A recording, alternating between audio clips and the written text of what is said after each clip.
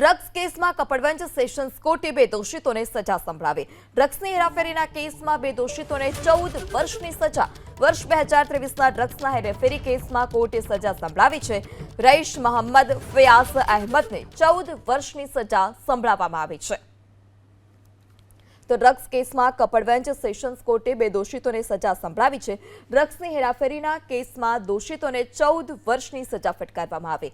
રઈશ મોહમ્મદ અને ફયાઝ અહેમદને 14 વર્ષની સજા। ડ્રગ્સની હેરાફેરીના કેસમાં બે દોષિતોને 14 વર્ષની સજા। વર્ષ 2023ના ડ્રગ્સના હેરાફેરી કેસમાં કોર્ટે સજા સંભળાવી છે। રઈશ મોહમ્મદ ફયાઝ અહેમદને 14 વર્ષની સજા સંભળાવવામાં આવી છે।